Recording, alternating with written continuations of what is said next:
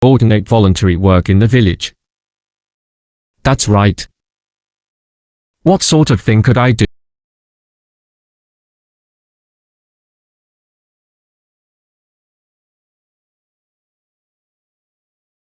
Part 1. Hello, Jane Fairbanks speaking. Oh, good morning. My name's Frank Pritchard. I've just retired and moved to Southo. I'd like to become a volunteer, and I gather you coordinate voluntary work in the village. That's right. What sort of thing could I do? Well, we need help with the village library. We borrow books from the town library, and individuals also donate them. So, one thing you could do is get involved in collecting them, if you've got a car, that is. Yes, that's no problem. The times are pretty flexible, so we can arrange it to suit you. Another thing is the records that we keep of the books we're given, and those we borrow and need to return to the town library. It would be very useful to have another person to help keep them up to date. Right. I'm used to working on a computer. I presume they're computerized. Oh yes. Is the library purpose-built? I haven't noticed it when I've walked round the village. No, we simply have the use of a room in the village hall, the West Room. It's on the left as you go in.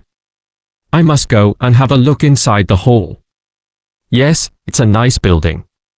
Do you run a lunch club in the village for elderly people? I know a lot of places do.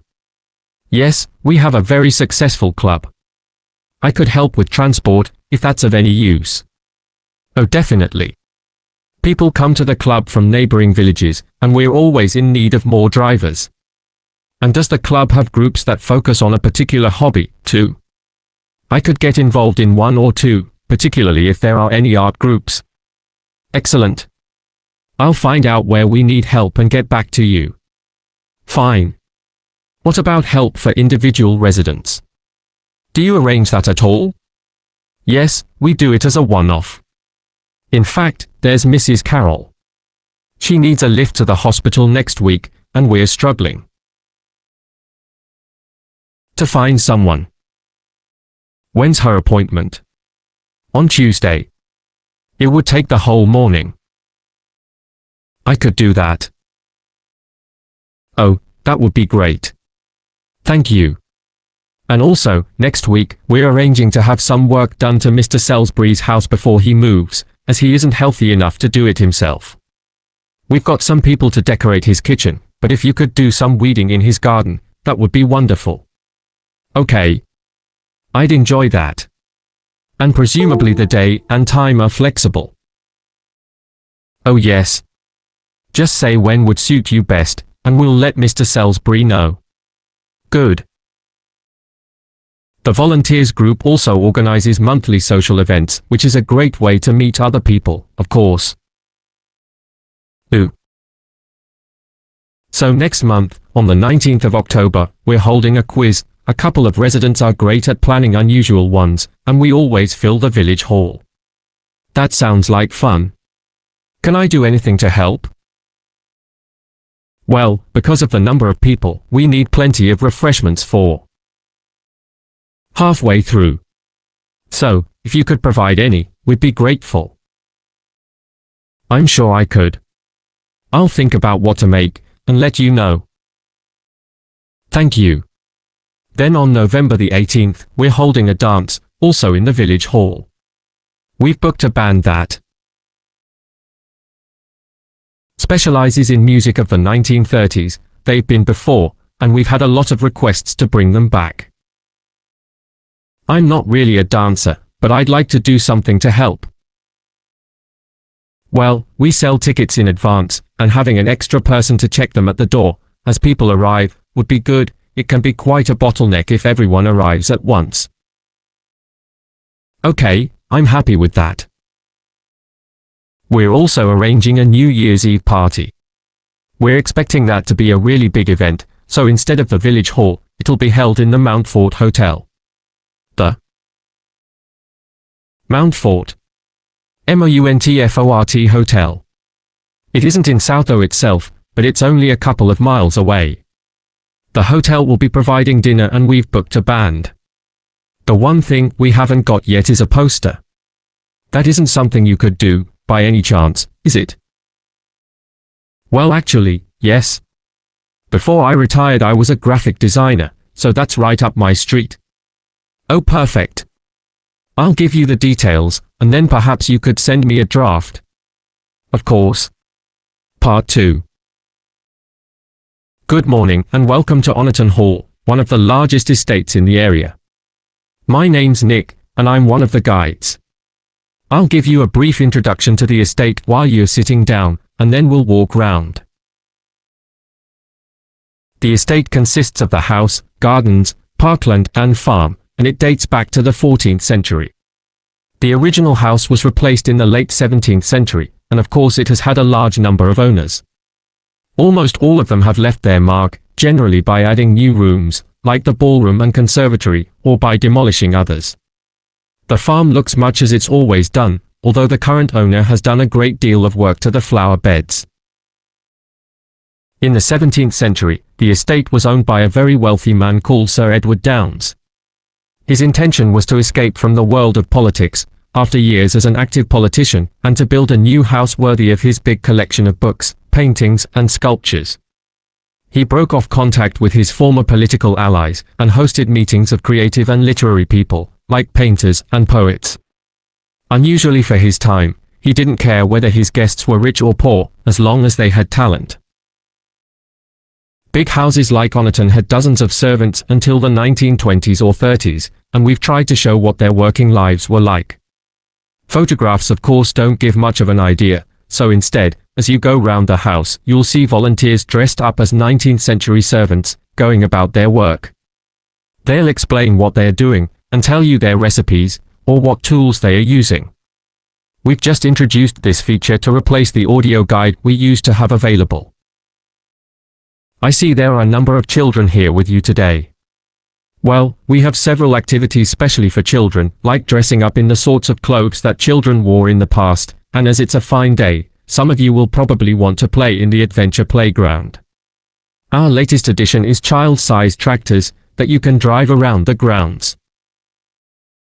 We'll also be going into the farm that's part of the estate, where there's plenty to do. Most of the buildings date from the 18th century, so you can really step back into an agricultural past. Until recently, the dairy was where milk from the cows was turned into cheese. It's now the place to go for lunch, or afternoon tea, or just a cup of coffee and a slice of homemade cake. The big stone building that dominates the farm is the large barn, and in here is our collection of agricultural tools. These were used in the past to plow the earth, sow seeds, make gates, and much more. There's a small barn, also made of stone, where you can groom the donkeys and horses, to keep their coats clean. They really seem to enjoy having it done, and children love grooming them. The horses no longer live in the stables, which instead is the place to go to buy gifts, books, our own jams and pickles, and clothes and blankets made of wool from our sheep. Outside the shed, which is the only brick building, you can climb into a horse-drawn carriage for a lovely, relaxing tour of the park and farm. The carriages are over 100 years old. And finally, the parkland, which was laid out in the 18th century, with a lake and trees that are now well established. You'll see types of cattle and sheep that are hardly ever found on farms these days. We're helping to preserve them, to stop their numbers falling further. Okay, well, if you'd like to come with me. Part 3. Did you make notes while you were watching the performances of Romeo and Juliet, Gemma? Yes, I did. I found it quite hard though. I kept getting too involved in the play. Me too. I ended up not taking notes. I wrote down my impressions when I got home. Do you mind if I check a few things with you? In case I've missed anything. And I've also got some questions about our assignment. No, it's good to talk things through. I may have missed things too. Okay, great. So first of all, I'm not sure how much information we should include in our reviews. Right. Well, I don't think we need to describe what happens.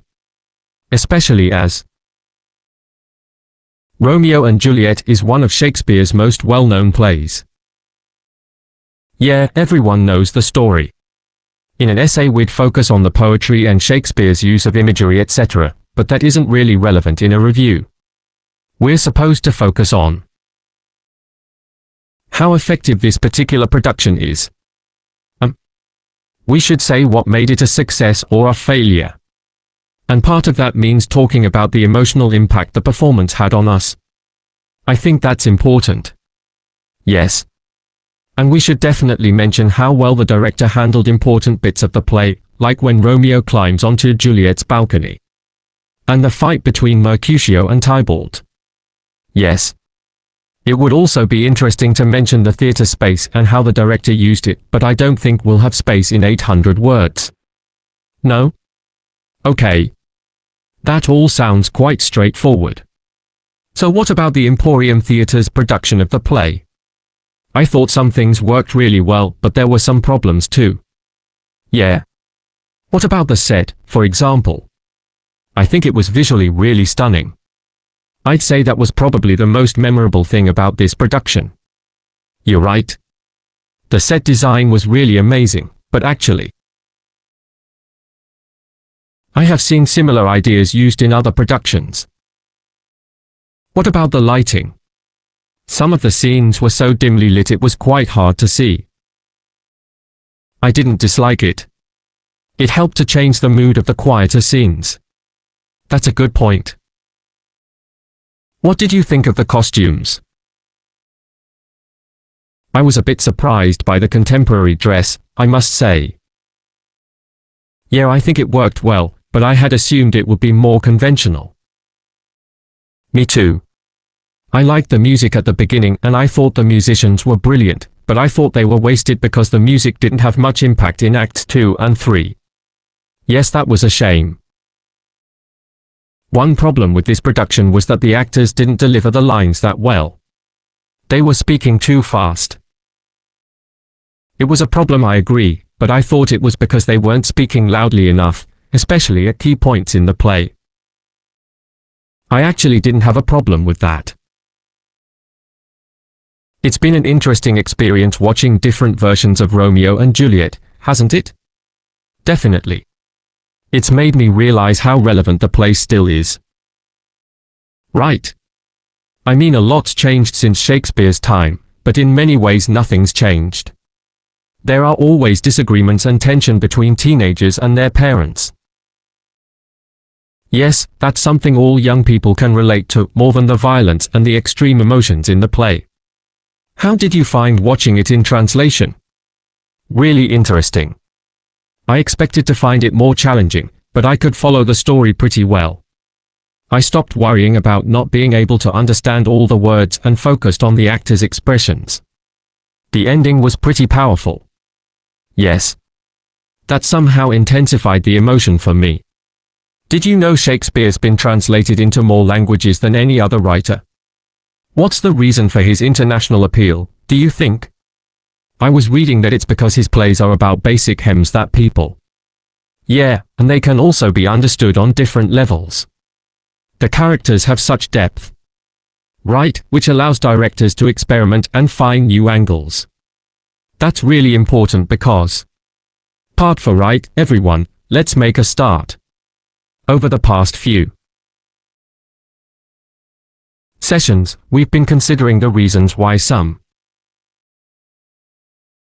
world languages are in decline, and today I'm going to introduce another factor that affects languages, and the speakers of those languages, and that's technology and, in particular, digital technology.